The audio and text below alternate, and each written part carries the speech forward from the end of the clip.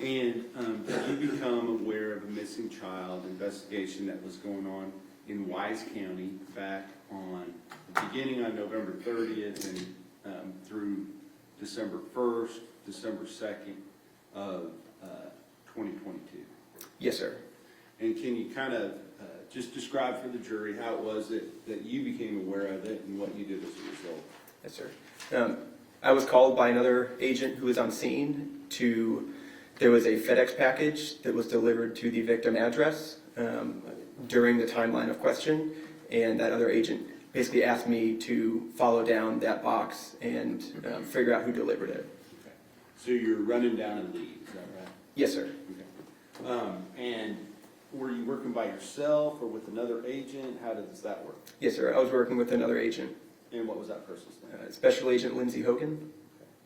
Okay. And what did you do first in order to try to investigate that lead? We went to multiple FedEx locations, with the last one finally being the FedEx location in Alliance, to identify where the package originated and left from that FedEx location.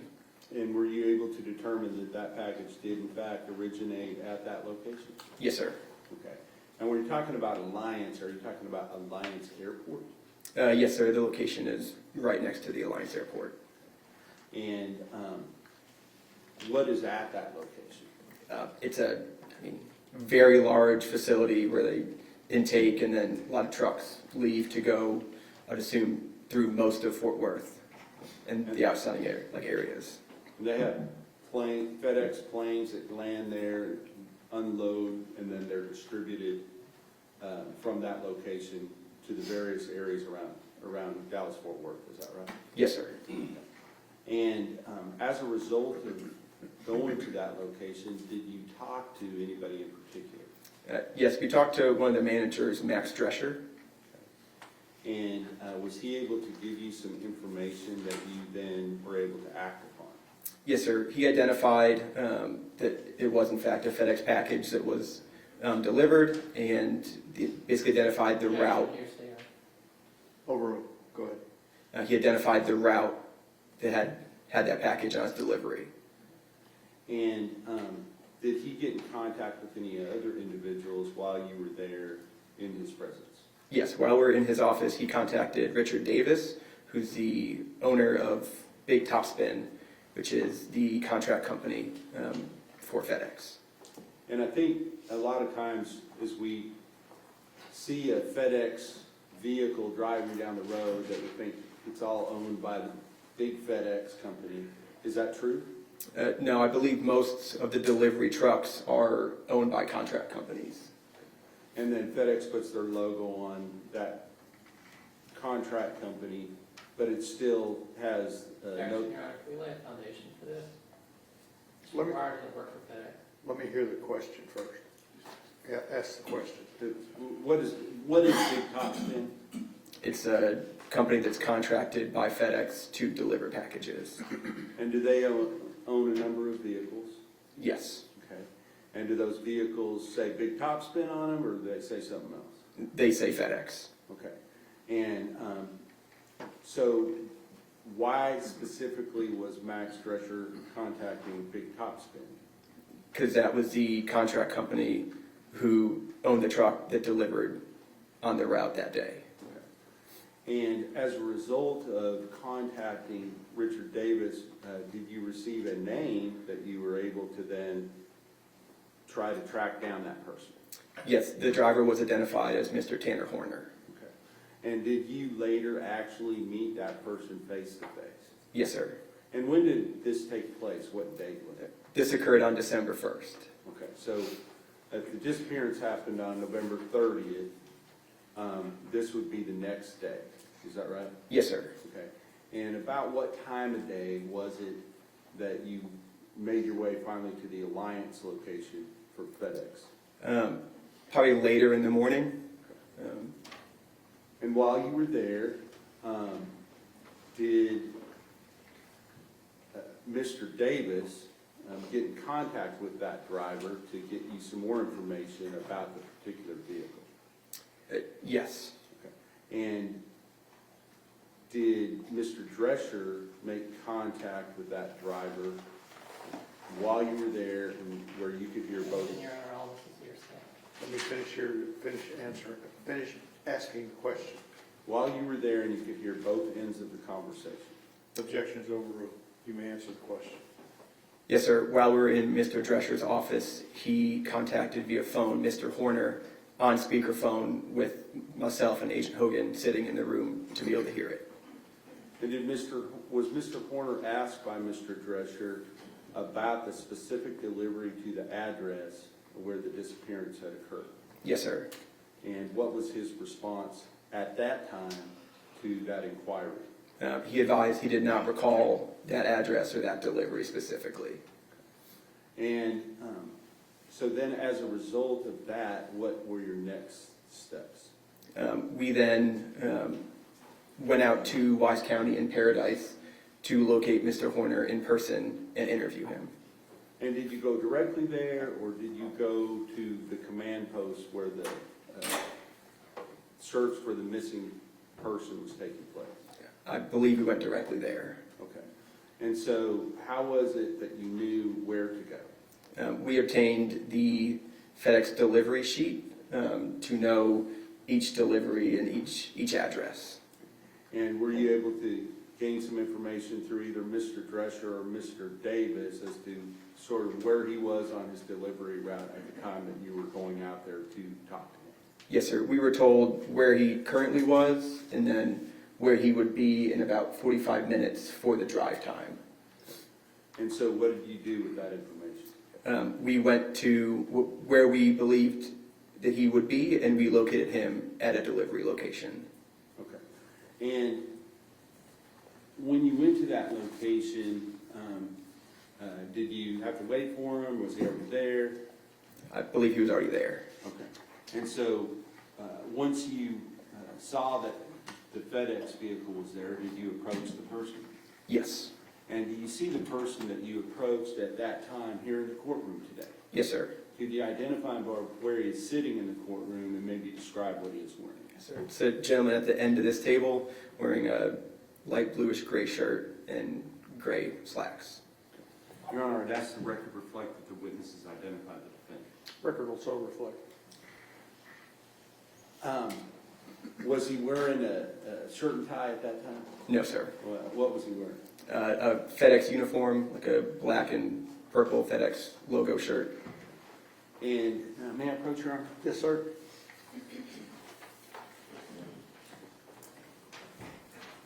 Prior to court today, did you have the opportunity to look at a couple of exhibits?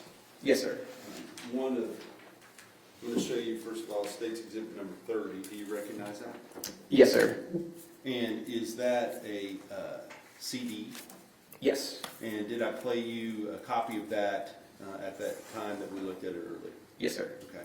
And does that fairly and accurately, well, it's actually a DVD, I apologize.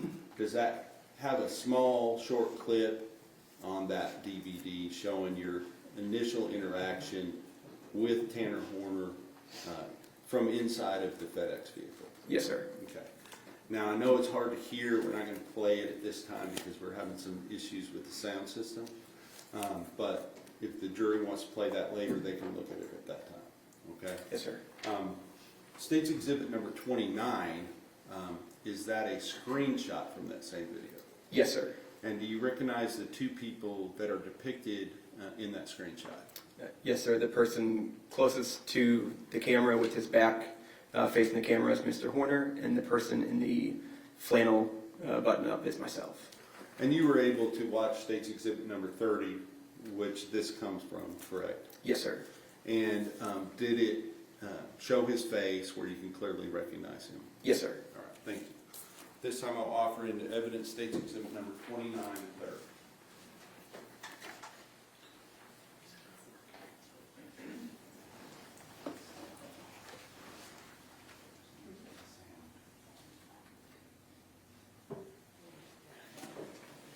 Judge, I have no objection to 29, 430 is played, we would want to hear that. Okay. Whatever technical All right. issue there is. States 29 and States 30 are admitted. but we will let you review it before it's on 30, Thank you. before it's exhibited to the jury. May I publish 29? Yes, sir. Thank you.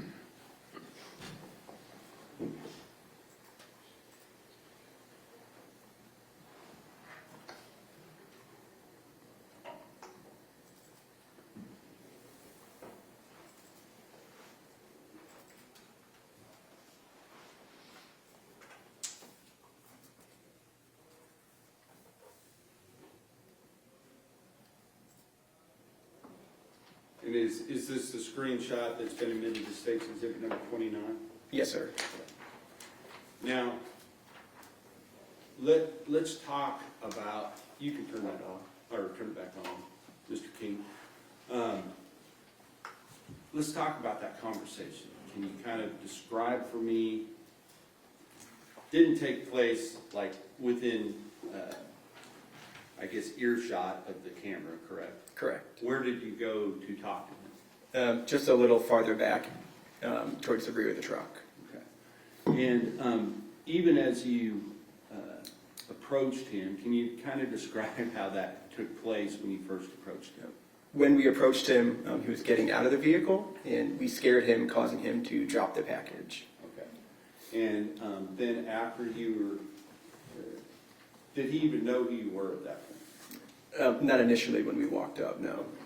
And did you allow him to finish his deliveries that he was making before you talked to him? Yes, sir. Okay. And all that's on that little video clip that we weren't able to play, correct? Yes, sir. All right, so once you do that, you go out of back towards the back of the truck, you said, is that right? Towards the back of the truck, yes. Okay, so if you wouldn't mind kind of telling me what you were asking him and what his responses were to your inquiries. Yes, sir. We initially asked him, again, about the delivery that was asked by Mr. Drescher on the phone. And he stated that after the address that he's delivering at while we're talking to him is a fairly short distance from the crime scene. And at that time, when we were speaking to him in person, he stated that after he had driven by the crime scene and saw law enforcement, that he remembered that delivery. Okay, so when you first talked to him, you didn't talk to him, but Max Drescher talked to him while you were at the office. Yes, sir. His initial story was he did not remember, is that right? Yes, sir. And then he said he drove back through the crime scene, or he drove back down the same road? At the very least, close to it to see the large law enforcement response. And then that made him remember the incident, is that right? Yes, sir. Okay. And did he give you some indication of what he remembered about the incident that took place at this point still less than 24 hours earlier, correct? Yes, sir. He advised us that he recalled the house looking run down and that he was basically initially start thinking that he didn't want to deliver there until he saw what he thought may have been the homeowner leaving in a vehicle and turning left out of the driveway. And did he describe that vehicle for you?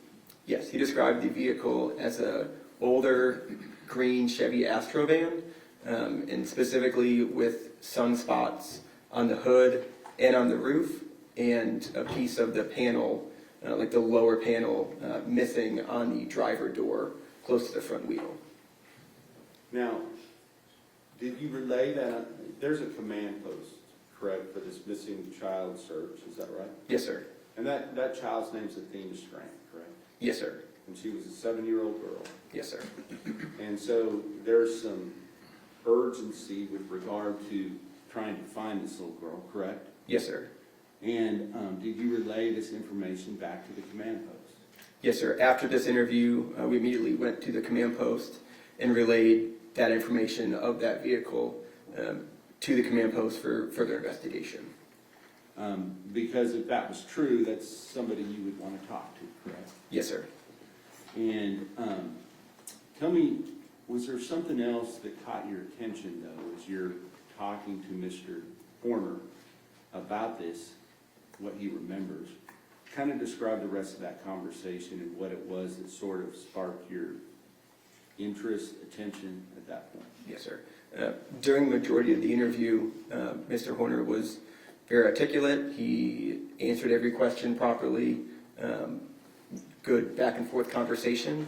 And then towards the end of the conversation, he got very emotional and almost to the point of crying, and stated to us that he couldn't believe something like this would happen and that he had his own child. So he's acting like a concerned citizen, is that right? Yes, sir. Okay. And in fact, so much so that he's like showing some emotion to you, is that right? Yes, sir. Okay. Did you relay that information back as well? I don't recall if we specifically told that, but we definitely kept note of it. Okay. And so, based upon the information that you got from him at that time, was there an extensive search done for some mysterious green van that might have been leading to a potential lead on this missing child? Yes, sir. There was multiple law enforcement hours spent looking into the van on law enforcement databases and doing physical surveillance on the ground, trying to locate this van. And were resources that were dedicated to finding this missing girl, Athena Strand, that were being used running down other legitimate leads, were they diverted to go look for this green van? Yes, sir.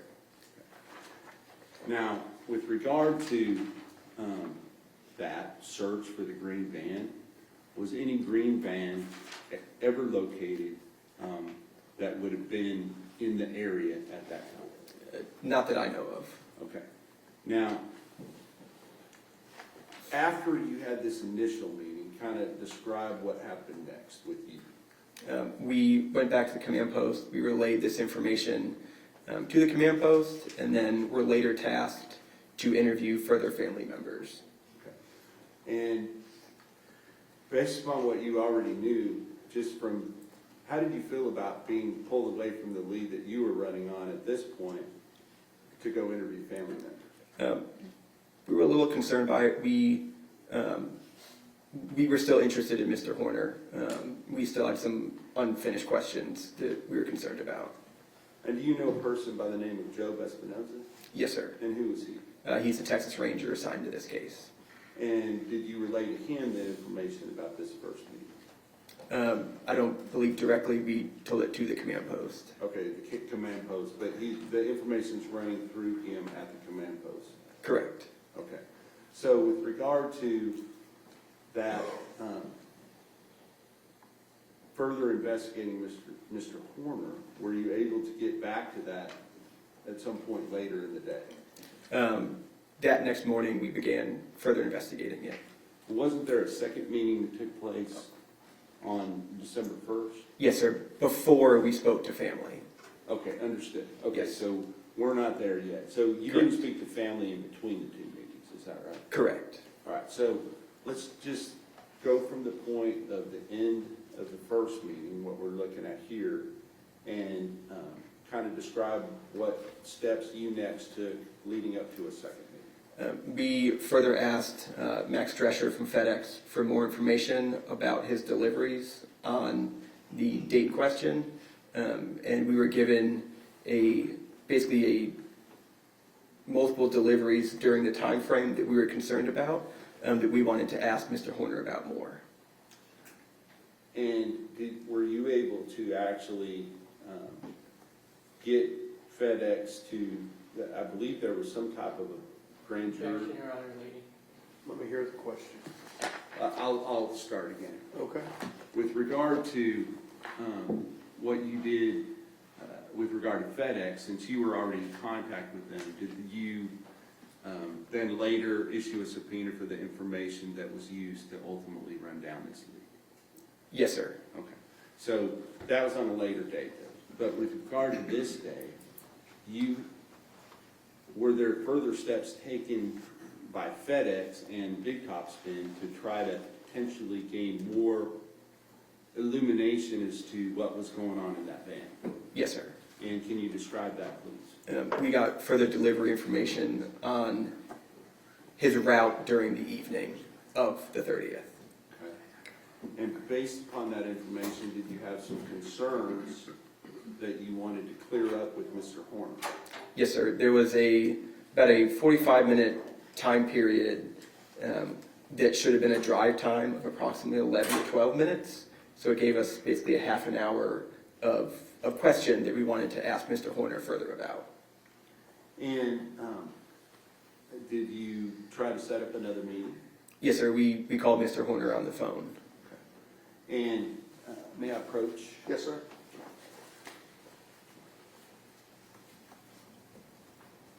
And actually, at some point during that conversation, did you get cut off in that conversation? Yes, sir. At some point, the call dropped.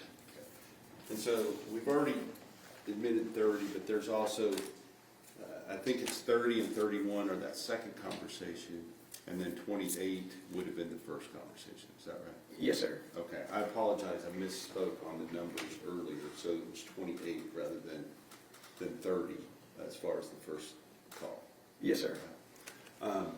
So with regard to states 30 and 31, states 30, the beginning of that phone call, before it got cut off, and states 31 when Mr. Horner called you back. Yes, sir. Okay.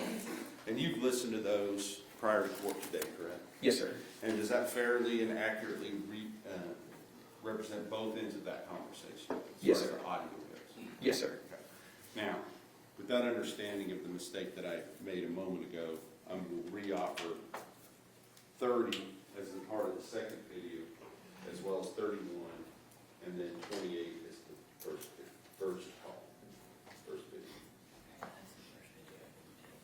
30, 30. These are the two.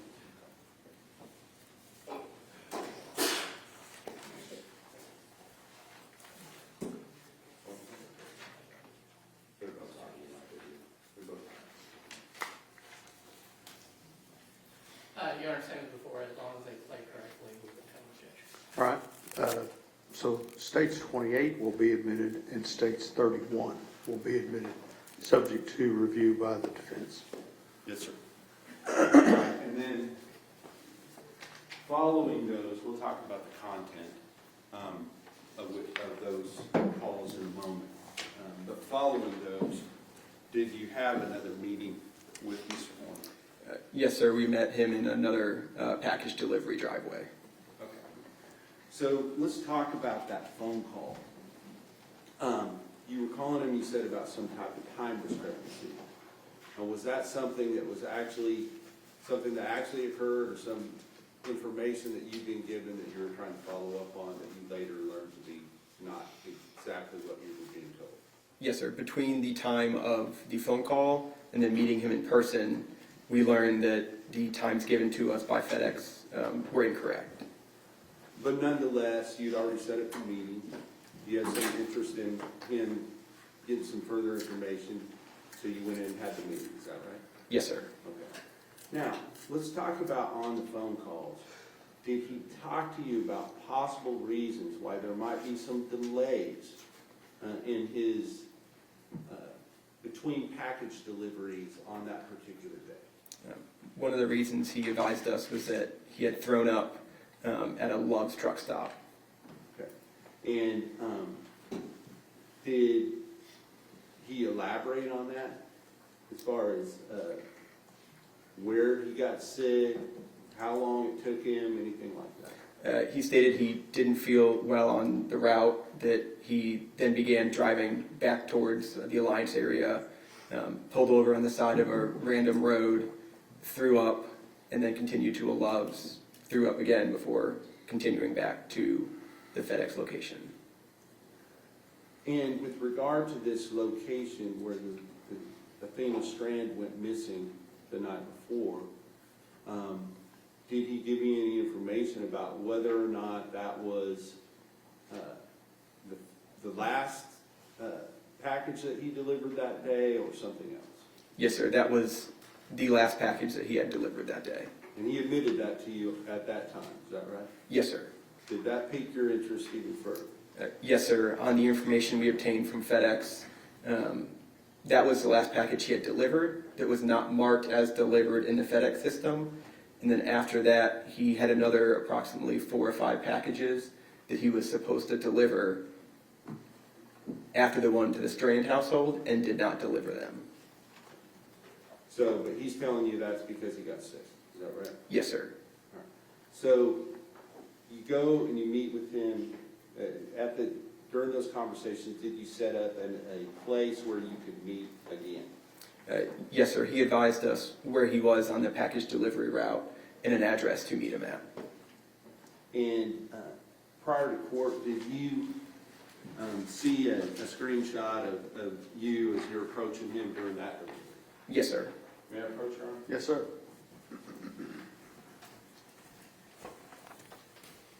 I'm going to show you what I've marked as State's Exhibit number 32. Do you recognize that? Yes, sir. And is that the screenshot that shows both you and Mr. Horner at the time of the second meeting? Yes, sir. I'll offer in the evidence State's Exhibit 32. Okay. States 32 is admitted. May I publish, Your Honor? Yes, sir. Thank you.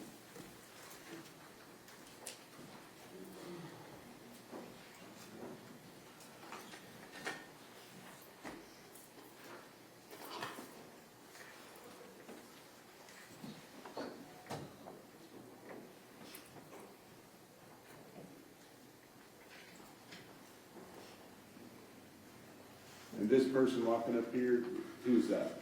That's me, And who is the person with their arm up? Mr. Horner. Okay. And are you familiar with something called UTC time? Yes, sir. And what is UTC time? That's just the standard time a lot of video devices and basic electronics will use as a standard time. Okay.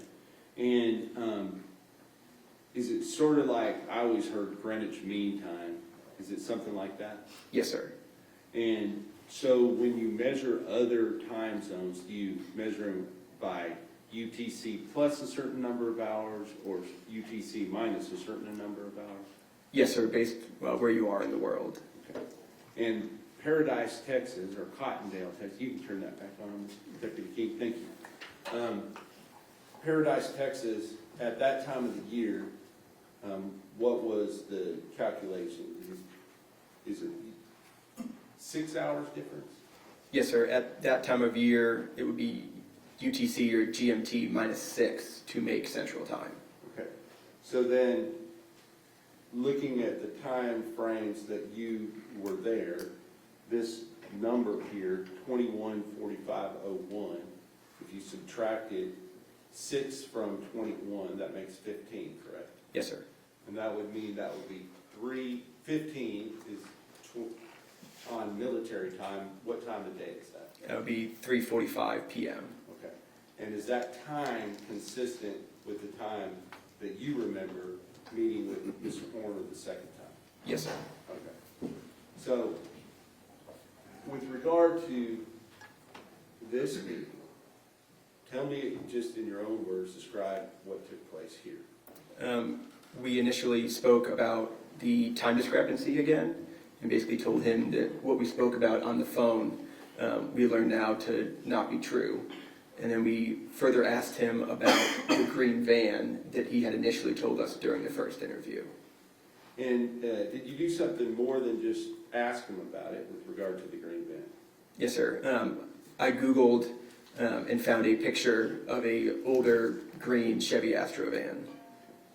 And what did you do with that? I showed Mr. Horner my phone and asked him if the vehicle on the screen matched what he saw in the driveway the day before.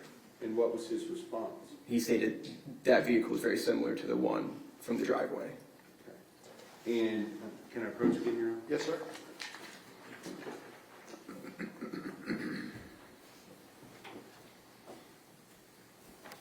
I'm going to show you what's been marked as State's Exhibit number 33 and ask you to recognize that. Yes, sir. That's a screenshot of the picture in the Google search that I showed Mr. Horner. And this is the one that he said, yes, it looks like that? Yes, sir. I'll offer State's Exhibit number 33 to evidence this time. No objection. State's Exhibit 33 is admitted. And again, based upon that information, was there, I don't know if you call it an APB with regard to, what do you call it when you're looking for a particular type of vehicle? We usually call it a BOL, or be on the lookout. And was that done with regard to this type of a van that might have been spotted within the area? Yes, sir. That information was passed to the command post, and further investigative hours were spent looking for that van. So, at the end of this meeting with Mr. Horner, kind of tell us how it went down as far as you're meeting with him, you get this information, and then what happens? After we finished the contact with them, we walked back to our vehicle and then went back to the command post. Okay. As you're sitting in your vehicle getting ready to go back to the command post, did you watch Mr. Horner exit the location where he was currently at? Yes, sir. Mr. Horner, in the FedEx van, backed out of the driveway, across the road, and then struck a tree on the other side of the road. And what did he do as a result of that? Mr. Horner exited the driver's seat, looked at the rear of the truck, and then got back into the vehicle and left. Okay. Did you find that odd, given what you just talked about? Yes, sir. Okay. Did he seem to be paying close attention to what he was doing at that point? No, sir. Now, with regard to other things that you did with regard in this investigation to try to find Athena Strand, can you kind of just give us a brief synopsis of those things? So after we did the second interview, we went back to the command post, and then that was when we were tasked with interviewing further family members. Okay. Now, based upon your conversations with Mr. Drescher and Mr. Davis, were they trying to obtain some more potential evidence as to what might have happened? Objection, hearsay. Sustained. Did you ask them to obtain some more evidence?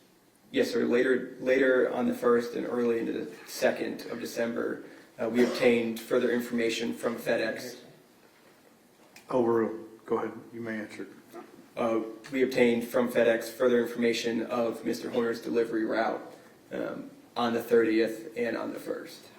Was there some indication that there might be video in this van? Yes, sir. We were also advised that all the vans were equipped with a dash cam. And did you ask them to try to obtain that video information from the vehicle that Tanner Horner had been driving on November 30th, 2022? Yes, sir. Now, was that able to be done on the 1st? No, sir. But on the 2nd, did you receive video from that van? Yes, sir. During the afternoon of the 2nd, we obtained video from Velociter, which is the company that runs the dash cams. Now, were they able to give you a full video of the entire event?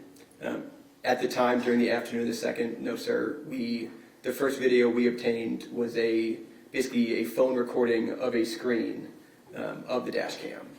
Did you see something on that piqued your interest? Yes, sir. It was a phone screen recording of a video of Mr. Horner placing a small girl into the back of his FedEx van.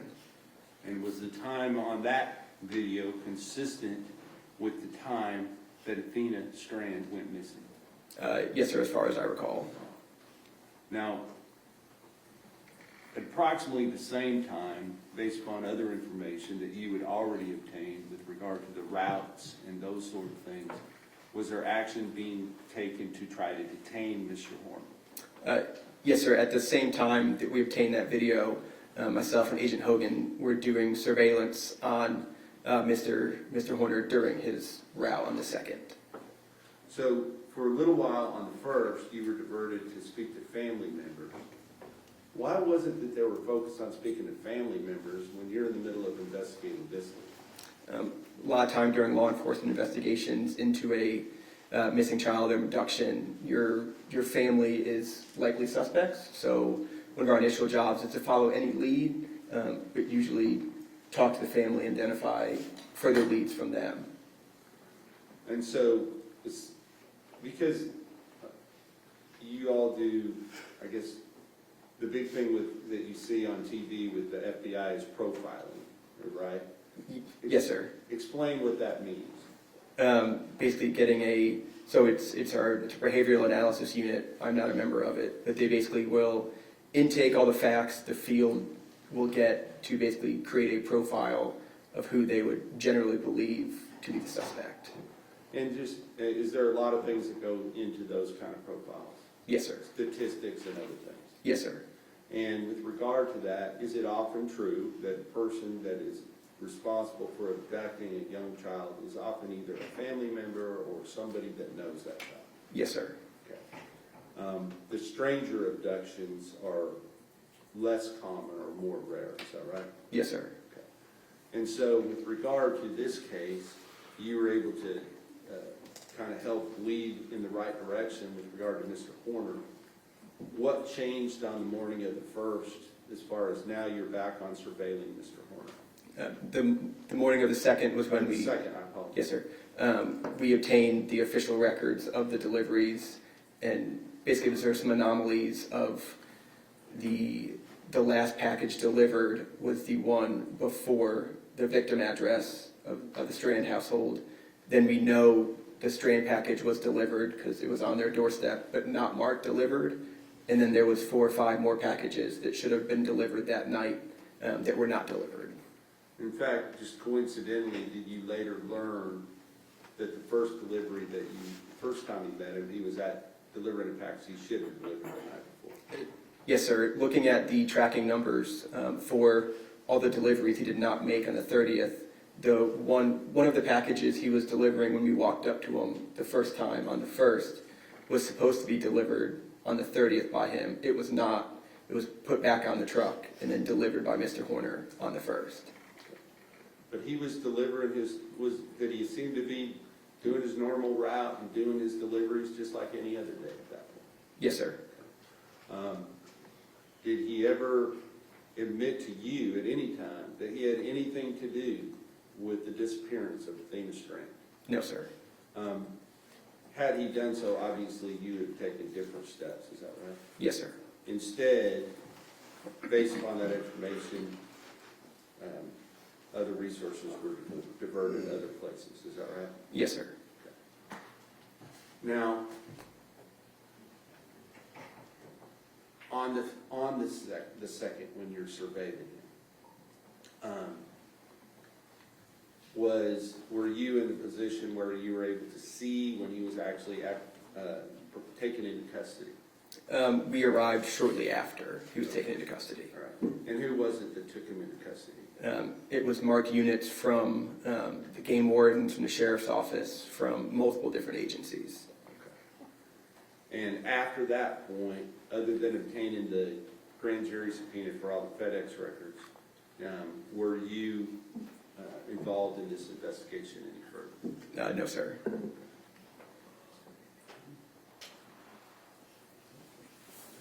I'll pass the witness. Cross-examination. No questions, Your Honor. We have no issue. I'm sorry? We have no issue with him being excused. We have no questions. All right. You may step down. Thank you. Thank you, Judge.